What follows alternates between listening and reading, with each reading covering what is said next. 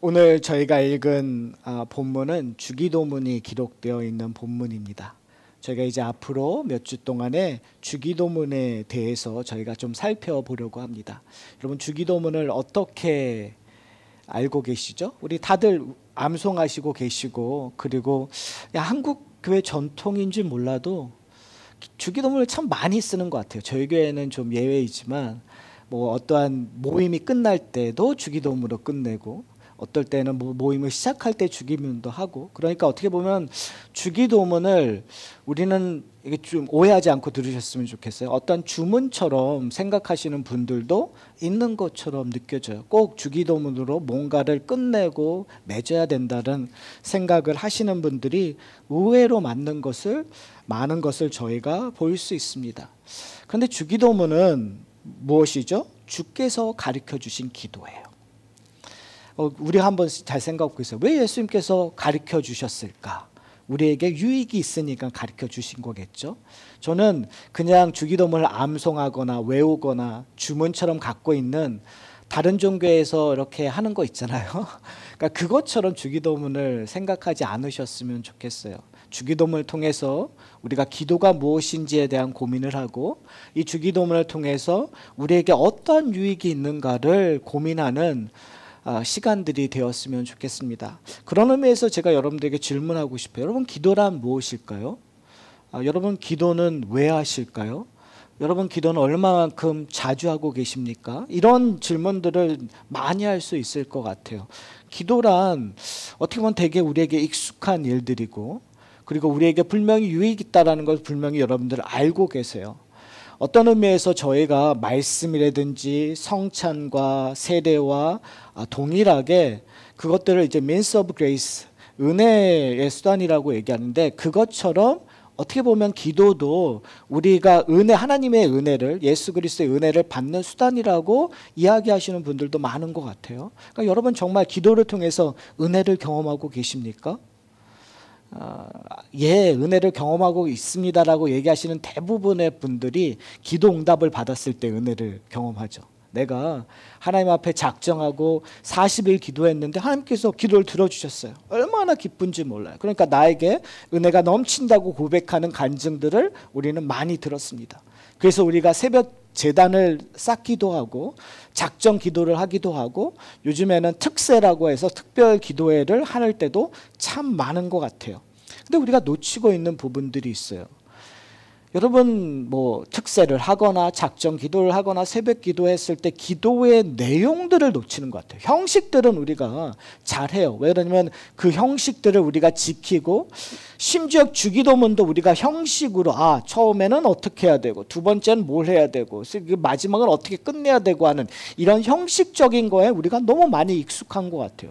근데 여러분, 우리의 그 형식을 담는 내용들은 여러분 어떻습니까? 오늘 우리가 찬양했을 때도 그렇고, 우리 기도 속에서, 대표 기도 속에서 그렇고, 우리의 기도의 내용들은 어떻게 보면 청구서 같아요. 그렇죠. 뭐뭐 해주십시오. 저에게 필요한 건 이것입니다. 라고 하는 청구서를 하나님 앞에 얘기하는 정도로 우리가 기도하는 것 같아요. 기도의 대부분의 내용들이 하나님 이거 필요합니다. 이거 해주십시오. 그것이 나쁘다는 것이 아니라 우리의 기도의 내용에 거의 전부를 차지하고 있고, 은혜를 깨닫는 방식이 기도의 응답이 되었느냐 안 되었느냐로 내가 은혜를 받았다든지 내가 하나님과의 임재를 경험했든지라는 반응을 하고 있는 것들이 우리의 현실입니다. 그렇기 때문에 우리는 어떻게 하면 하나님이 우리의 기도를 잘 응답해 주실 수 있을까라는 연구를 하기 시작해요. 그렇죠? 그래서 여러분, 하나님께서 여러분의 응답을 잘 해주는 방법이 뭘까? 고민해 보신 적 있으세요? 그런 강의를 들어보신 적이 있어요? 하나님께서 어떨 때 여러분의 기도를 잘 응답하세요? 그냥 하나님 이거 해주세요 라고 그냥 한번 얘기하는 기도를 잘 응답하실까요? 아니면 끈질기게 하나님 이거 해주십시오라고 40일 작정하고, 아니면 매일 아침마다 하나님 앞에 제단을 쌓는 그런 기도를 하나님께서 더 잘 들어주실까요? 후자겠죠. 우리가 보통 간증하시는 분들의 고백 들으면 후자예요. 그러니까 우리는 그러한 방법에 관심을 갖게 돼요. 그러나 사실은 기도는 그런 게 아닌 것 같아요. 기도는 어떠한 도구가 아니라 하나님의 은혜를 받는 통로라고 우리가 이해하셔야 될 것 같아요. 하나님의 뜻을 발견하는, 하나님이 원하는 삶이 무엇인가를 깨닫는 시간이라는 거죠. 그러니까 기도는 일반 통행이 아니라 쌍방 통행이 되는 거예요. 기도는 고지서가 아니라 기도는 하나님의 다스림이 드러나는 것이 기도라는 거죠. 어떻게 보면 우리는 기도를 잘못 오해하고 살아왔었던 것 같아요. 기도는 우리가 생각하는 것보다 더 풍요롭고, 우리가 생각하는 것보다 더 은혜롭고, 우리가 생각하는 것보다 더 충만하다라는 것들을 놓쳐버려요. 그렇기 때문에 우리는 당회성의 기도가 아니라, 우리는 어떻게 떼쓰는 기도가 아니라 그 기도를 통해서 우리의 인격이 하나님과 교제하게 된다는 사실을 여러분이 기억하셨으면 좋겠어요. 그래서 예수님께서 마지막 그의 사역을 끝마칠 때쯤 겟세마네 동상에서 뭐라고 얘기하시죠? 내 원대로 하지 마옵시고 누구의 원대로 해달라고요? 아버지의 뜻대로, 아버지의 원하시는 대로 이루게 해주십시오. 여러분, 주기도문의 마지막 결정문은 저는 겟세마네 동산이라고 생각해요. 거기서 예수님께서 끊임없이 얘기하는 것이 뭐냐면, 하나님 내 뜻대로 하지 말게 하시고 하나님의 뜻이 이루어지는 삶을 살게 해주십시오. 사랑하는 성도 여러분, 그런 주기도문을 고백하고 계십니까? 저는 이 주기도문 이제 시리즈로 저희가 살펴볼 때 우리가 원하는 걸 하나님 앞에 나가기를 주저하지 아니하시는 여러분이 되셨으면 좋겠어요. 여러분의 기도의 제목, 간청을 하나님 앞에 정말 디테일하게 하나님 앞에 간구하는 일들에 주저하지 말고 열심을 내셨으면 좋겠어요. 그런데 그 기도의 제목이 우리의 기도의 시간을 통해서 점점 변화되는, 내 뜻이 원하는 것이 아니라 하나님의 뜻을 발견하고 하나님이 원하시는 대로 내 기도의 내용들을, 방식들을 변화되는 것들을 경험하시는 여러분이 되셨으면 좋겠어요. 그때 우리는 하나님의 나라를 경험하실 거예요.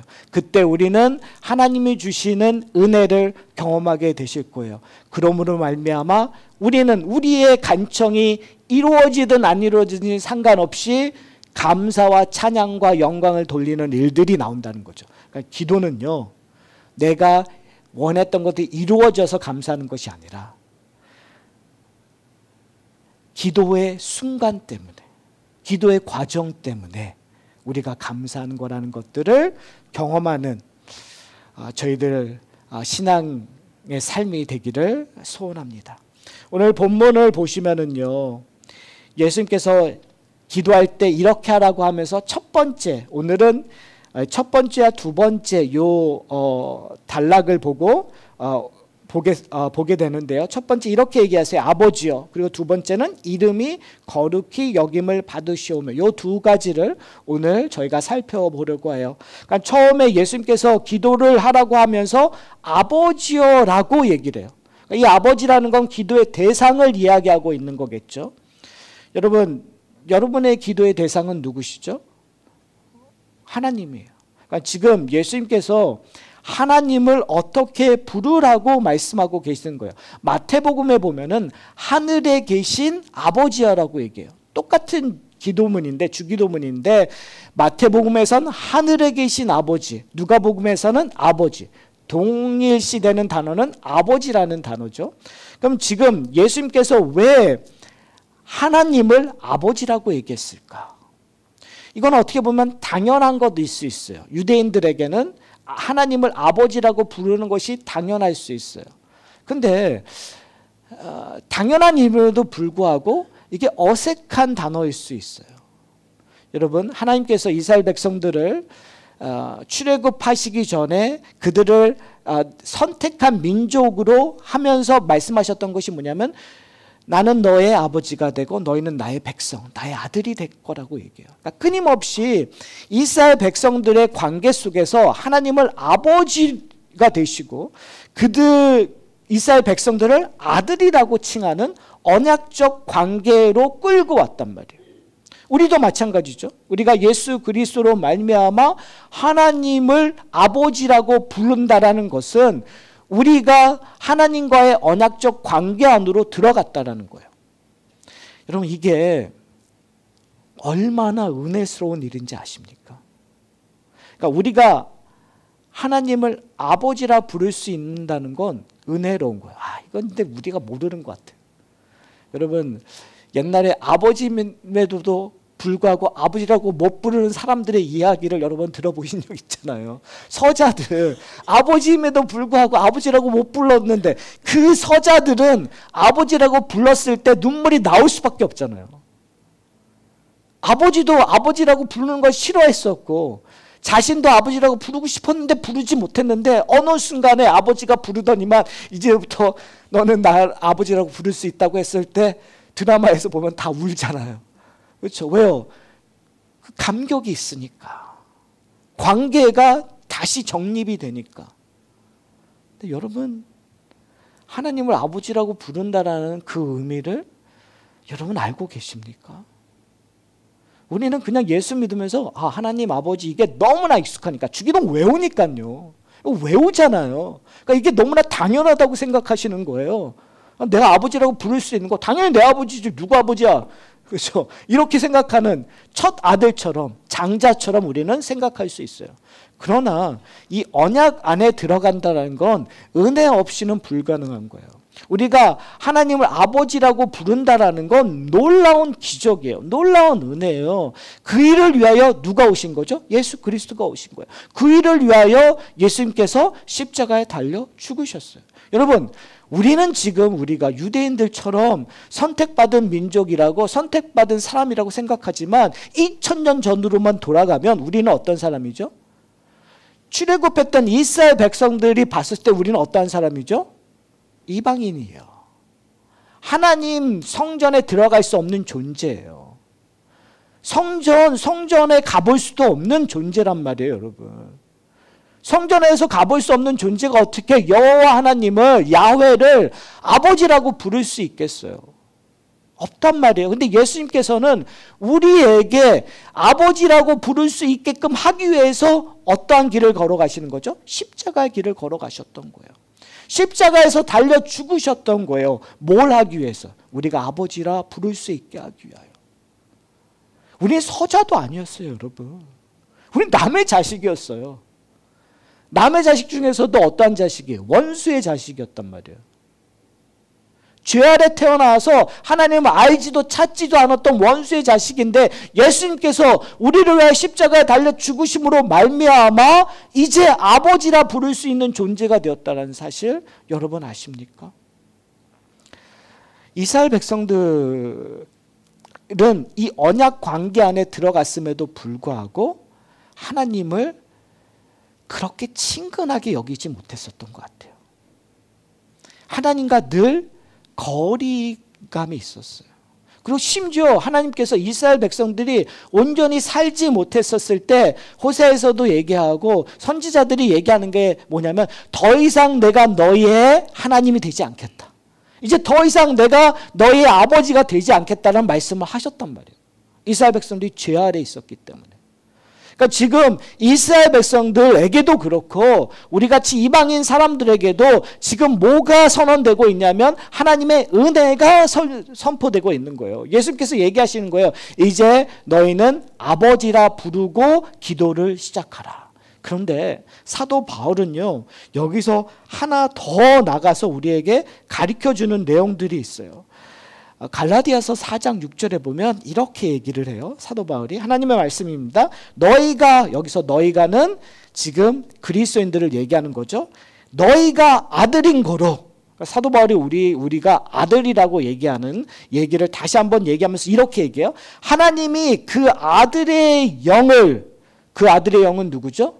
예수 그리스도. 그러니까 하나님이 그리스도의 영을 우리 마음 가운데 보내사, 그러니까 지금 우리가 아들이 되었는데 그 아들이 되었던 증거가 뭐냐면 그리스도의 영이 우리 마음에 있다는 거예요. 다른 말로 하면 성령이 우리 마음에 있다라는 거예요. 그러면서 성령이 우리 마음에 있으면 어떤 일이 일어나냐면 아바 아버지라 부르게 하셨느니라. 지금 사도 바울이 얘기하는 거예요. 주께서 가르쳐 주신 그 주기도문에서 아버지라고 첫 번째가 얘기했는데 그것이 뭐 다른 세상에서 뭐 예를 아주 극단적으로 얘기하면 무슬람도 이슬람도 여호와 하나님 그냥 그 사람들이 생각한 알라를 믿는데 그 알라를 어떻게 여기냐면 절대 다가갈 수 없는 전적 타자처럼 여겨요. 왜요? 무서우니까. 그들이 생각하는 하나님은 내가 가까이 할 수 없는 존재란 말이에요. 그의 이름을 부르는 것조차도 두렵고 떨릴 수밖에 없는 존재예요. 근데 유대인들의 하나님은 찾아와 주셔서 그들의 아버지가 되겠다고 얘기하고 그들로 하여금 아버지라고 부르게 했었어요. 그럼에도 불구하고 이스라엘 백성들도 가끔은 그 아버지라고 부르는 것들이 거북했었단 말이에요. 왜요? 무엇 때문에? 자신들의 죄 때문에. 하나님 앞에 나가서 아버지라고 부르는 순간 죄인이면 어떻게 해요? 죽을 수밖에 없는 그 두려움 때문에 그런 일들을 하기 어려웠었어요. 그런데 사도 바울이 얘기하는 것이 뭐냐면 그리스도의 십자가 달려 너의 죄를 대속하셨던 그 그리스도의 영으로 말미암아 이제는 어떻게 해요? 우리가 아바 아버지라 부를 수 있다. 아바 아버지라는 뭐라는 거야? 아빠. 제가 그러니까 저는 이제 마지막 베이비부머 시대인데 저희 때는 아버지라고 보다는 아빠라고 했었던 것 같아요. 그러니까 아버님한테 아버님이라는 말은 사실은 밖에서 누군가가 있었을 때나 하는 아버지, 아버님 이러지 사실은 그냥 나이가 50이 넘었는데도 아버지를 보고 나서 어떨 때는 그냥 아빠가 편했었던 시대에 살았던 사람인 것 같아요. 저희 제너레이션들이. 그런데 그 말이 참 와닿아요. 그러니까 저희보다 한 세대, 그러니까 10살 이상 분들은 아버님한테 아빠라고 하시는 분들은 없죠. 그래서 어떻게 감히 아버님한테. 근데 저희 제너레이션들은 아버지한테 아빠라고 얘기를 하는 거예요. 왜요? 그 아빠와 아버지는 우리가 느끼시는 것처럼 친밀감의 차이란 말이에요. 근데 지금 여기서 얘기하는 게 아바 아버지라는 건 그냥 우리가 생각하는 아빠 아버지라는 거예요. 그만큼 친밀감이 있었다는 거예요. 그러니까 여러분 이걸 한번 생각해 보세요. 우리는 하나님 앞에 나가면 죽을 수밖에 없는 존재였어요. 근데 하나님의 은혜로 말미암아 이젠 아버지의 관계가 되었다고 얘기해요. 근데 사도 바울이 얘기하는 건 단순히 아버지의 관계가 아니라 이제는 아빠라고 부를 수 있을 만큼 엄청나게 친밀해졌다는 거죠. 여러분 한번 잘 생각해 보세요. 기도를 했었을 때 뭐 이거는 제가 기도에 대한 잘못된 거라고 분명히 말씀드렸지만 여러분 쉽게 이해하기 위해서 여러분 아저씨한테 뭐 달라고 하는 게 편하세요? 아버지한테 달라고 하는 게 편하세요? 이럴 때 우리가 좀 잘못된 생각을 해서 그거를 어떤 아저씨는 좀 편해요. 이렇게 얘기하시면 안 되고 우리가 그냥 상식적으로 생각했었을 때 정말 모르는 아저씨한테 가서 뭐 달라고 얘기하는 거와 아버지한테 뭘 달라고 얘기하는 거하고 뭐가 차이가 있으세요? 특별히 딸이 아버지한테 가서 아빠라고 애교 떨면서 뭐 달라고 했었을 때 여러분 모든 게 해결이 되잖아요. 그러니까 똑같은 거예요. 우리가 하나님 앞에 나갔었을 때 관계에서 아버지라고 하는 그 단어가 우리의 기도의 관계성을 정립시켜 버린단 말이에요. 근데 어떻게 부르라고요? 그냥 먼 나하고 상관없는 하나님이 아니라 근데 그 하나님이 어떤 하나님이라고 성경은 우리에게 증거하세요? 이 세상을 창조하신 하나님이라고 얘기하세요.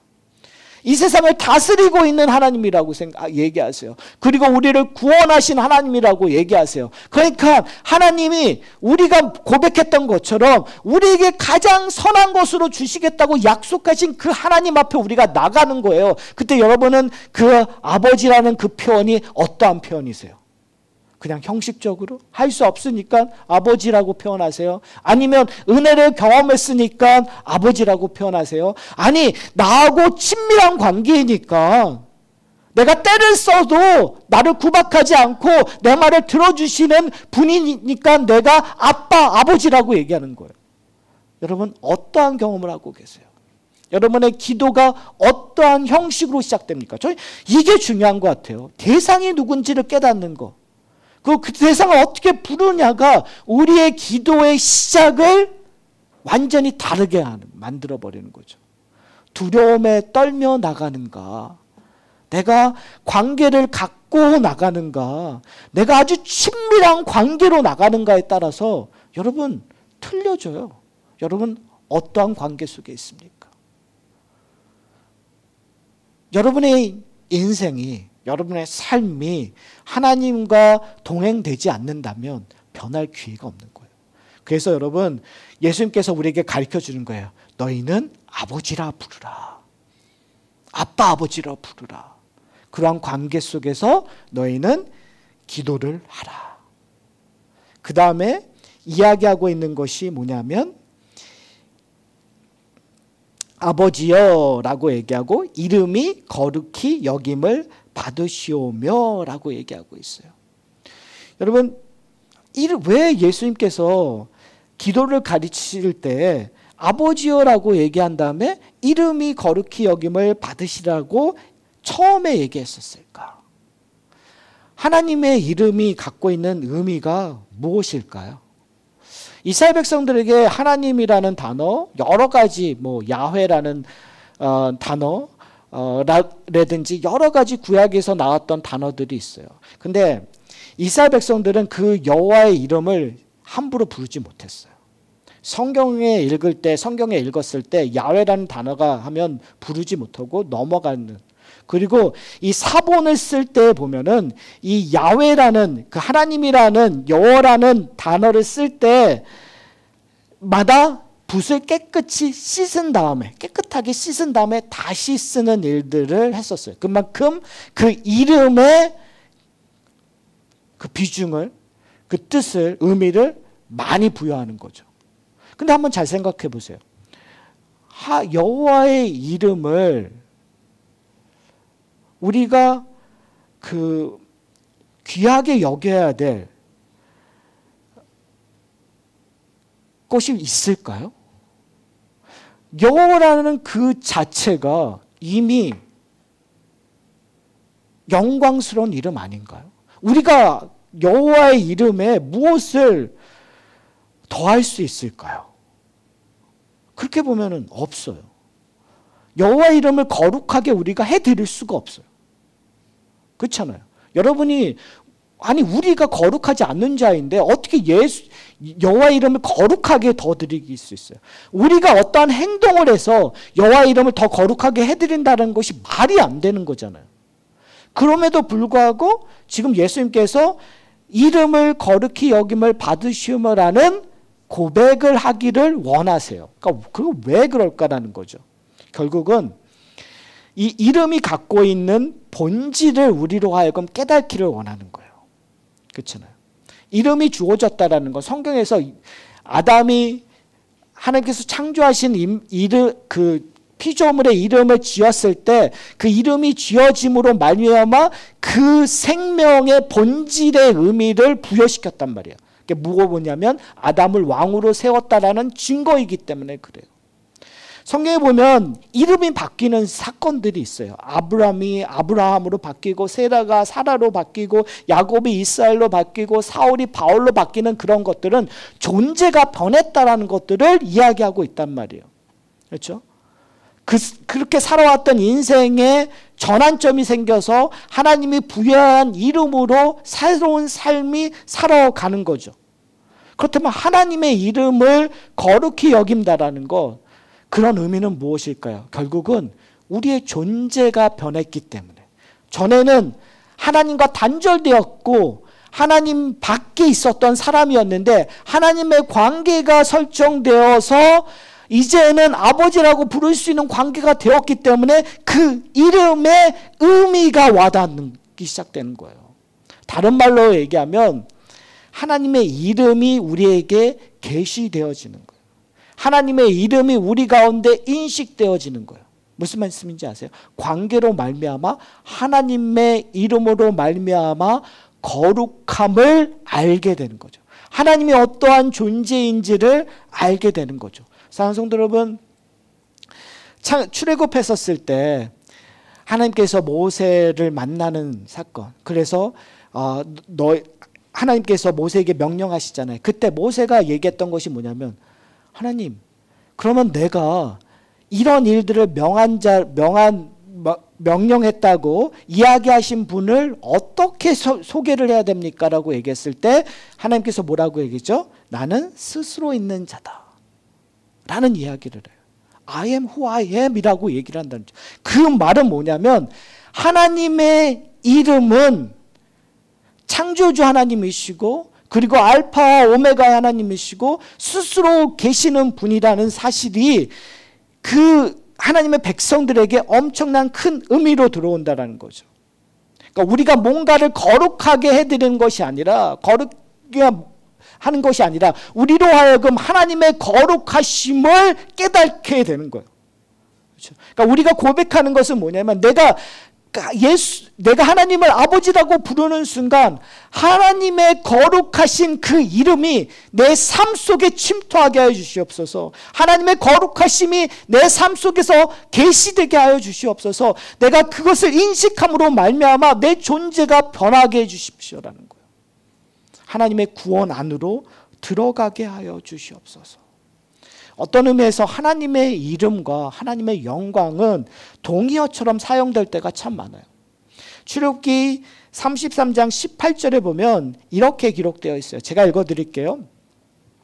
이제 모세가 하나님을 만나서 이렇게 얘기합니다. 모세가 이르되 원하건대 주의 영광을 내게 보이소서. 하나님의 영광을 나에게 보이소서라고 부탁을 하는 거예요. 근데 문제인 건 하나님의 영광이 보여지면 모세는 죽을 수밖에 없어요. 그런데 그 영광이 보여졌을 때 은혜가 될 수 있는 것들이 이제 설명되어진데 이렇게 얘기해요. 여호와께서 이르시되 내가 내 모든 선한 것을 내 앞으로 지나가게 하고 여호와의 이름을 내 앞에서 선포하리라. 나는 은혜를 베푸는 자에게 은혜를 베풀고 긍휼히 여길 자에게 긍휼을 베푸니라. 하나님의 은혜와 하나님의 긍휼이 모세에게 베풀어졌어요. 왜요? 하나님이 나타나심에도 불구하고 그가 죽지 않았어요. 근데 거기에서 말씀하시는 것이 뭐냐면 그 영광을 어떻게 표현하냐면 여호와의 이름을 내 앞에 선포하겠다. 그러니까 아버지의 이름이 거룩히 여김을 받는다라는 건 뭐냐면 우리의 삶 속에서 뭐가 드러나는 거죠? 하나님의 영광이 드러나는 거예요. 사랑하는 성도 여러분, 이제 우리가 좀 고민을 했었으면 좋겠어요. 우리는 그 이름이 거룩히 여김을 받으시며라는 것들을 어떤 의미로 우리는 고백하고 있는가? 어떤 의미로 우리가 기도하고 있는가? 첫 번째, 하나님의 거룩하심이 우리의 삶 속에서 계시되기를, 드러나기를 여러분 기도하고 계십니까? 우리가 아버지라고 부르잖아요. 관계 안으로 들어가겠다고 얘기해요. 그리고 더 우리가 얘기하는 게 아빠, 아버지라고 우리의 기도의 대상을 얘기하고 있는데 그렇게 친밀한 관계 속에서 우리는 과연 하나님의 거룩함이 우리의 삶 속에서 드러나기를 여러분 기도하고 계십니까? 다른 말로 얘기하면 하나님의 영광이 우리의 삶 속에서 드러나기를 원하고 계십니까? 그런 기도를 지금 우리가 하고 있냐라는 거예요. 여러분, 그러니까 이러한 기도의 내용들은 그냥 청구서 쓰는 게 아니죠. 그렇죠? 기도라는 건 청구서 쓰고 단일성이 아니라 하나님의 영광이 내 삶 속에서 드러나기를, 하나님의 거룩함이 내 삶 속에서 드러나기를, 나타나기를 기도하면 거기서 끝나는 것이 아니라 뭘 경험해야 되는 거예요? 드러나는 것들을 경험해야 되는 거예요. 내 삶 속에서, 내 환경 속에서, 내 공동체 속에서, 내 가정 속에서 그런 일들을 여러분이 경험하셔야 돼요. 그러니까 기도는 그냥 청구서를 쓰는 것이 아니라 그것이 일어나는 것들을 경험하는 거예요. 어떻게 해요? 친밀한 관계 속에서. 사랑하는 성도 여러분, 우리의 문제점은 이런 거를 강구하고 있지 않는다라는 거죠. 하나님의 거룩에 관심이 없다라는 거예요. 하나님의 영광에 관심이 없다라는 거예요. 뭐에 관심이 있죠? 우리의 영광에 관심이 있어요. 우리의 권능에 관심이 있어요. 참 재미있는 게 뭐냐면 성경을 보면 두 가지 부류의 하나님의 킹덤을 얘기하고 세상의 킹덤이 있었을 때 그들이 똑같이 이름을 주장해요. 한쪽은 하나님의 킹덤은 하나님의 이름이 새기를 원해요. 근데 세상의 킹덤은, 내가 주인이 되는 세상은 누구의 이름이 드러나기를 원하죠? 내 이름이 드러나기를 원해요. 사랑하는 성도 여러분, 여러분의 기도의 내용 속에서 내 이름이 들어오기 위하여 여러분 기도하고 있으면 그걸 내려놓으시기를 소원합니다. 우리는 내 이름이 드러나기 위해서 기도하는 것이 아니라 우리가 해야 될 것은 하나님의 이름이 드러나기를 위해서 기도해요.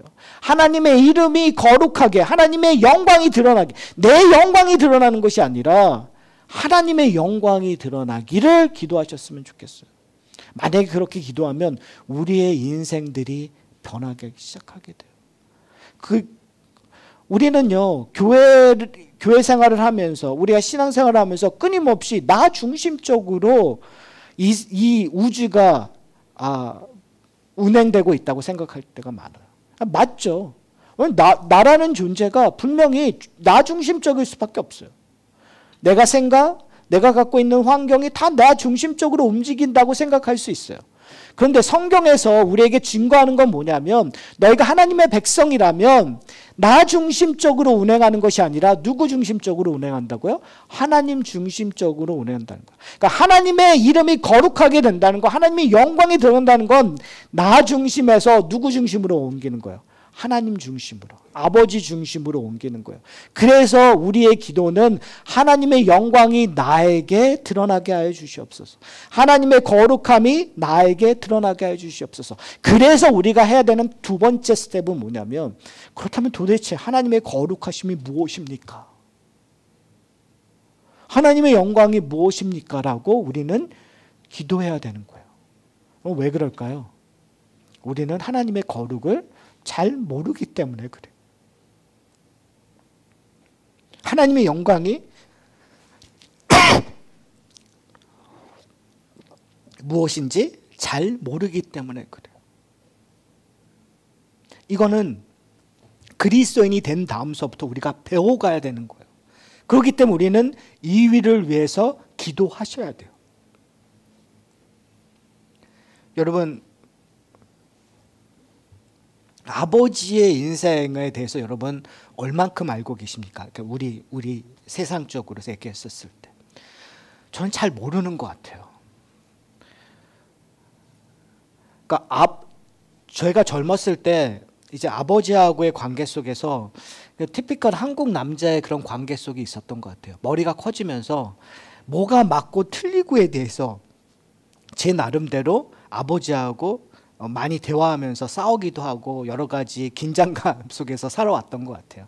근데 이제 나이가 좀 먹고 이제 아버님을 떠나 보낸 다음에 가끔 그런 생각해요.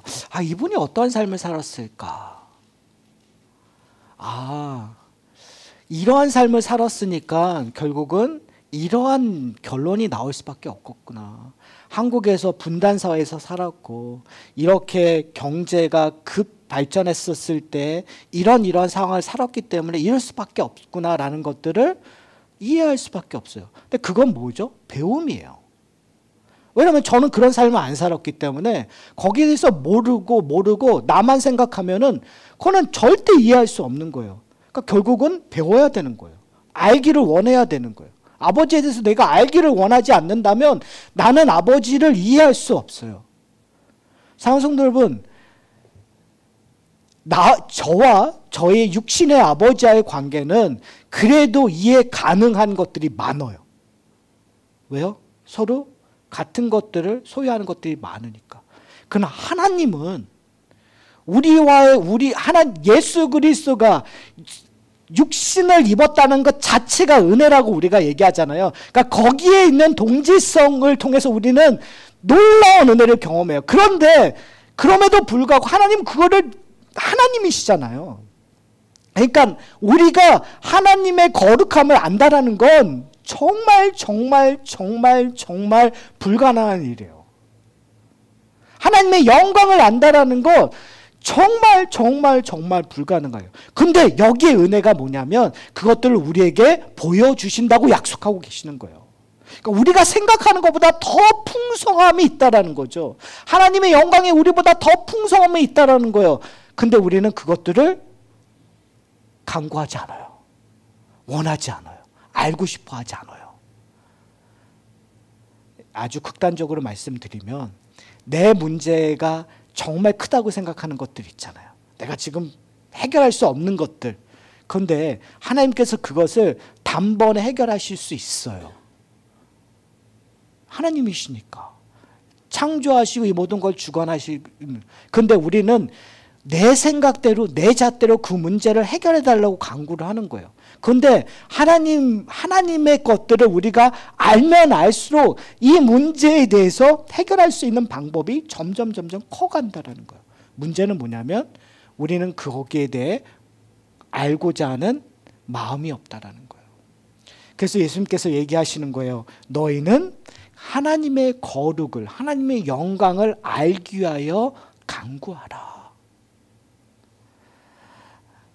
그 다음에 우리가 하나님 앞에 간구해야 될 내용들은 우리가 하나님의 거룩을 안다면 아는 것으로만 끝나는 것이 아니라 거기에 그 거룩에 내가 동참할 수 있는, 동참한다는 건 결국은 감사와 존경을 하나님 앞에 드리게 되는 거죠.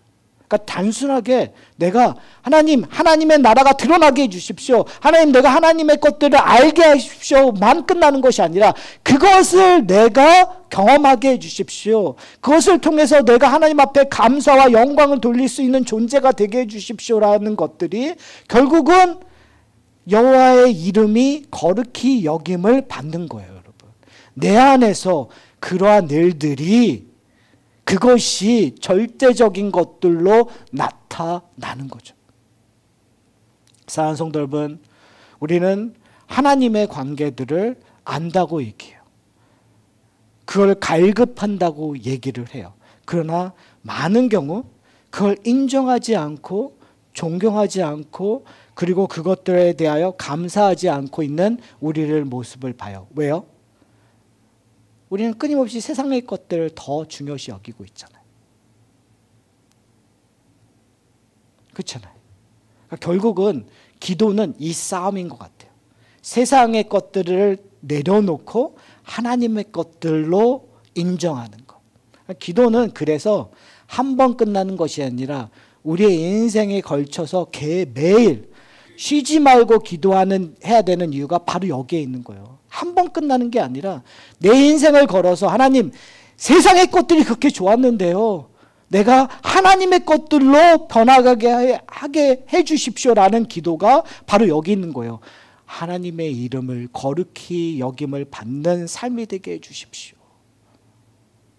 여러분, 이거는 끊임없이 업앤다운 하면서 우리가 그 일들을 경험하게 될 거예요. 어떨 때는 우리가 여호와의 이름을 망령케 하는 일들을 범죄를 할 때도 참 많아요. 그때 우리는 회개하고 돌이켜서 하나님, 나를 구원하신 그 하나님의 그 영광을, 그 거룩함을 다시 한번 내 삶 속에서 보게 해주시고 행하게 해주십시오라고 우리는 회개의 기도를 드리는 거죠.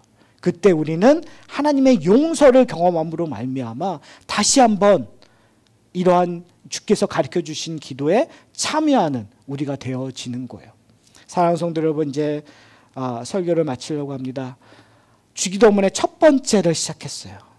제가 처음 설교를 시작했을 때처럼 우리의 기도가 좀 이 주기도문을 살펴보면서 변화되는 그러한 계기가 되었으면 좋겠습니다. 우리 중심적인 기도가 아니라 아빠, 아버지라 부르는 우리의 관계성에서 하나님의 뜻을 알고 하나님의 이름과 하나님의 영광과 하나님의 거룩함이 우리의 삶 속을 뒤집는, 우리의 삶의 침투에서 성령이 인도하시는 놀라운 은혜와 긍휼을 경험하는 저와 여러분이 되시기를 소원합니다.